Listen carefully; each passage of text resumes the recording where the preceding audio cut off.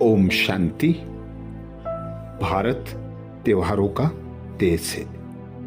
रोज कोई ना कोई त्योहार भारत में अवश्य मनाए जाते हैं, परंतु 3 विशेष त्योहार दीपावली, होली और रक्षाबंधन भारत के मुख्य त्योहार हैं। इस बार 2023 में अगस्त मास में रक्षाबंधन 30 अगस्त को पूर्णिमा के दिन मनाया जाएगा, जिसे नारियल पूर्णम व्रत की पूर्णिमा भी कहा जाता है। भारत में जैसा कि देखा जाता है, सबसे प्यारा कोई बंधन बंधने का होता है तो वह रक्षाबंधन होता है। यह त्योहार भाई बहन की विशेष प्रथा माना जाता है। वैसे हम देखें, हर प्राणी निर्बंधन जीवन जीना चाहता है। फिर मानव का तो स्वभाव ही स्वतंत्रता प्रेमी है। वह तो हर प्रकार के बंधनों से छूटने का प्रयास करता है, पर रक्षा बंधन एक ऐसा बंधन है जिसे बहनें और भाई त्योहार समझकर खुशी से स्वीकार करते हैं। आज रक्षा बंधन का अर्थ सिर्फ इतना ही जाना जाता है कि बहनें भाइयों की कलाई पर राखी बांधती हैं, मस्तक पर तिलक लगाती हैं और मुंह मीठा कराती हैं। बदले में भाई भी अपनी बहनों को यथासंभव सौगात देते हैं। इस पुरानी प्रक्रिया में कहीं भी किसी तरह की रक्षा का वादा या किसी प्रकार के बंधन में बंधने का जिक्र तो नहीं होता, जबकि प्राचीन मान्यताओं के अनुसार यह पर्व भाइयों द्वारा आजीवन बहनों की रक्षा के संकल्प में बंधने का दिन है। पौराणिक कथाओं के अनुसार यम ने अपनी बहन यमुना से राखी बंधाते समय कहा कि जो मनुष्य इस राखी के बंधन में बंधेगा उसे यमराज का भय कभी नहीं सताएगा। एक अन्य कथा के अनुसार देवताओं के राजा इंद्र ने इंद्राणी से रक्षा सूत्र बंधवाकर अपना हारा हुआ राज्य दैत्यों से वापस लिया। रानी कर्मावती ने बादशाह हुमायूं को राखी भेजकर उसकी सहायता से अपने राज्य की रक्षा की। यहां विचारणीय है कि क्या भारतवर्ष की नारी शुरू से ही इतनी कमजोर व अबला रही हैं? अहिंसा परमो धर्मा और वासुदेव कुटुंबकम के देश में नारी को इतना दयनीय क्यों दर्शाया गया कि उसे अपनी रक्षा के लिए राखी का सहारा लेना पड़ा? क्या ऐसे भाई अपनी बहनों की रक्षा करने में सक्षम है जो खुद ही विकारों के बंधन में जकड़े हुए हैं? यदि राखी रक्षा का प्रतीक है तो वह सिर्फ भाइयों को ही क्यों बांधी जाती है?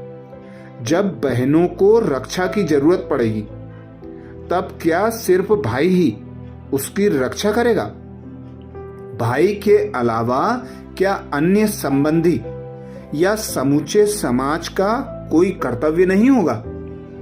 फिर इस दिन ब्राह्मण भी अपने यजमानों को राखी बांधते हैं। जरा विचार कीजिए कि ब्राह्मणों को यजमान से किस प्रकार की रक्षा चाहिए। एक तरफ हम रक्षा बंधन का अर्थ लेते हैं, भाइयों द्वारा बहनों की रक्षा करने का संकल्प, लेकिन इंद्राणी ने इंद्र को अर्थात पत्नी ने अपने पति को रक्षा सूत्र बांधा। यह नारी को पुरुष से ज्यादा सक्षम और सौभाग्यशाली माना गया।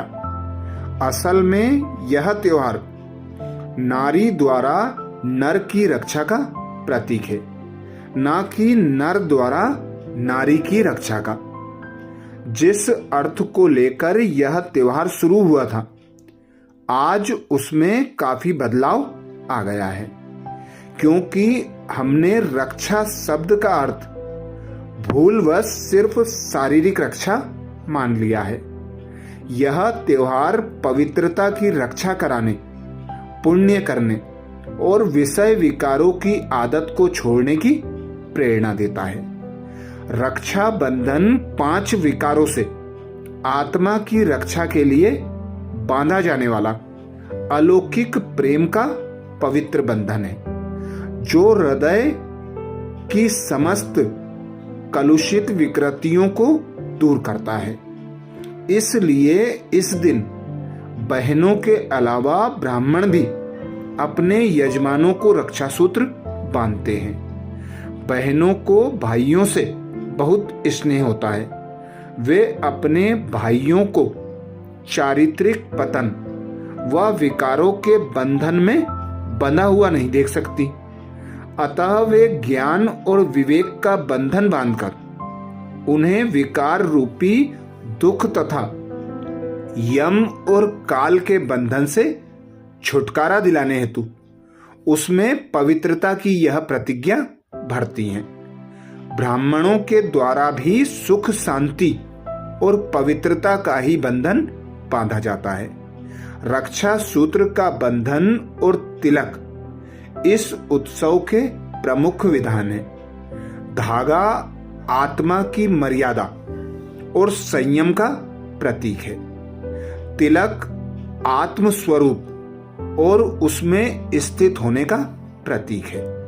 सच्चे रक्षा बंधन का अर्थ है अपनी आत्म स्थिति में अचल और अडोल रहते हुए पवित्र कर्मों का पालन करना तथा अन्यों को भी ऐसा करने में सहयोग देना।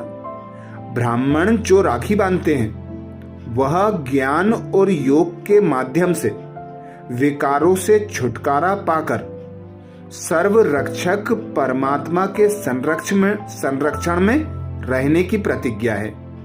मस्तक पर तिलक आत्म स्मृति का प्रतीक है तथा मुख मीठा कराना शुभ विचारों व शुभ वाणी का प्रतीक है। बहन की राखी स्नेह और संयम के माध्यम से उच्च जीवन मूल्यों की रक्षा करने की प्रतिज्ञा है और पत्नी की राखी पुरुषार्थ, लगन तथा सहयोग के माध्यम से श्रेष्ठ आदर्शों की प्रतिज्ञा है। यही सच्चा रक्षाबंधन है। तो रक्षाबंधन के दिन विशेष बहनों को अपने भाइयों को यह स्मृति दिलानी होती है कि भाई को जो मैं तिलक लगा रही हूं, यह तिलक आत्म स्मृति का तिलक है।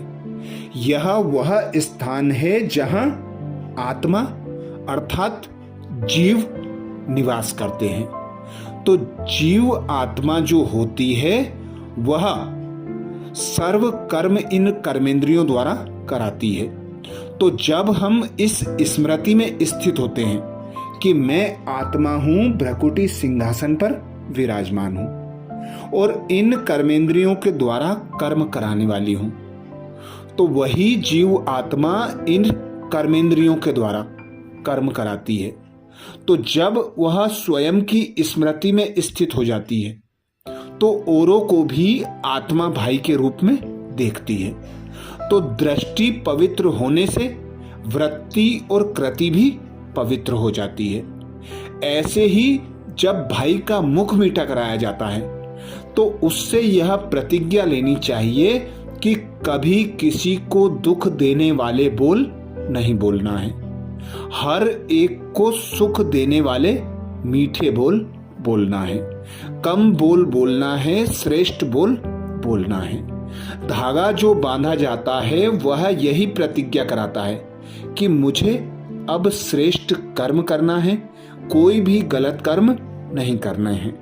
तो रक्षा बंधन का यही पवित्रता का बंधन वास्तविक अर्थ है।